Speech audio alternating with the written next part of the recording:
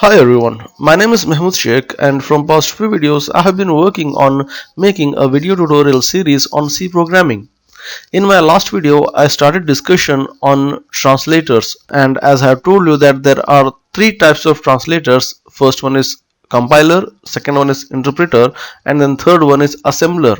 Okay, so in my last video I made the discussion on one of the translator, that is compiler, and I also discuss few of the advantages and disadvantages of compiler.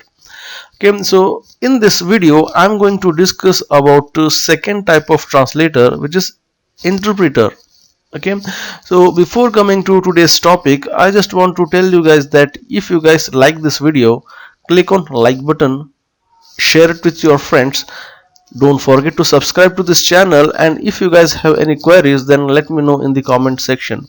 Okay, so now let us start our discussion on the second type of translator, which is interpreter. Now here, as you can see, I have listed down few points, and with the help of these points we'll try to understand the concept of interpreter. An interpreter translates source code into object code, one instruction at a time.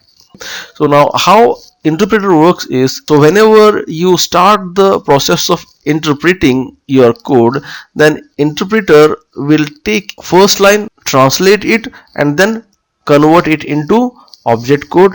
Then it moves to the second instruction, translate that instruction, then make it as an object code. Like this it will be keep on doing until all the instructions gets completed. Okay, so that's what it's mentioned here. It will take one instruction at a time, and then it will give you the errors if it encounter.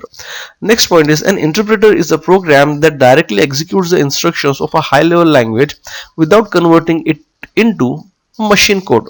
So here, as you can see, whenever you are interpreting an instructions or set of instructions with the help of interpreter, so how interpreter does is, interpreter directly executes the instructions, each and every instructions of a high level programming language without converting it into a machine code.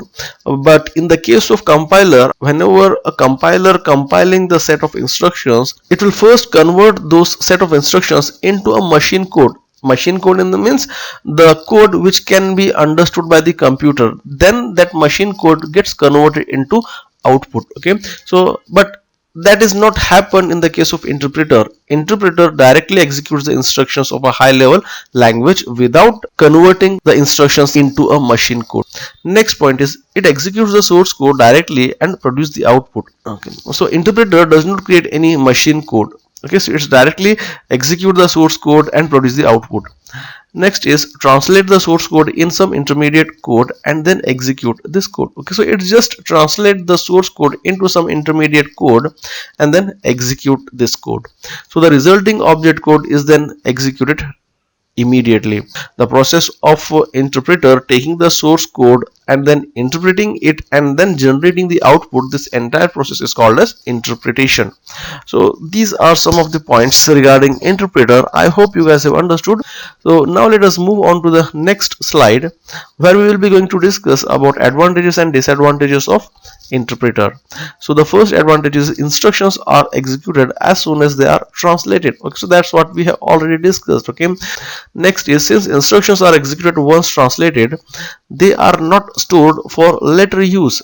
As a result, interpreter requires less available memory. Okay, so here, since the instructions are executed once translated, okay, that means each and every instructions gets executed immediately after it gets translated.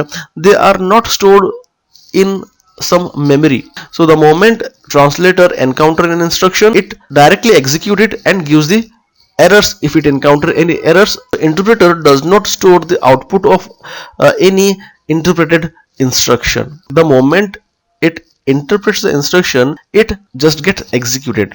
As a result, interpreters requires less available memory.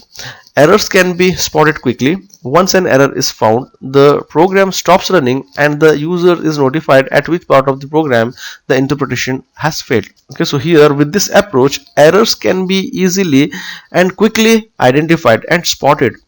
Once an error is found, the program stops running. Okay, once interpreter encounters any error, then it immediately stops the interpretation process and it just notify regarding the error to the user, stops running, and the user is notified at which part of the program the interpretation has failed.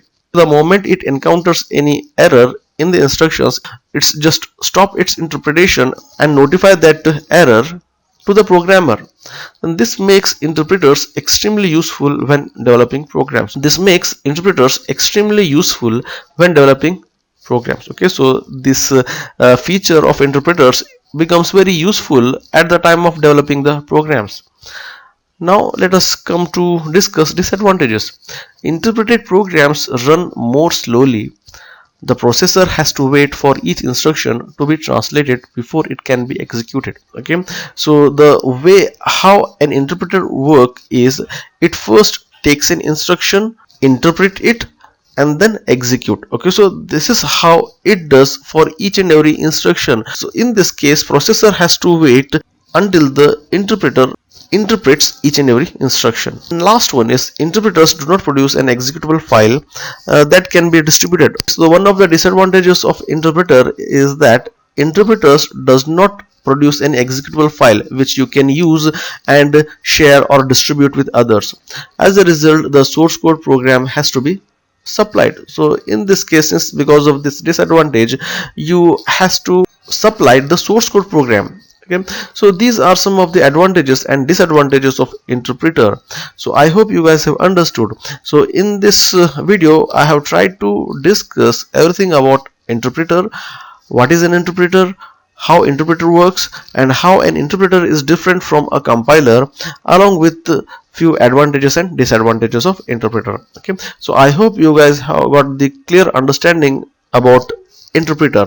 Okay, so that's all for this video, guys. In our next video we will discuss the last type of translator, which is assembler. Okay, so that we will be going to cover in our next video. And if you guys like this video, click on like button, share it with your friends, don't forget to subscribe to this channel, and if you guys have any queries, then let me know in the comment section, and I will see you guys in my next video. And thanks for watching.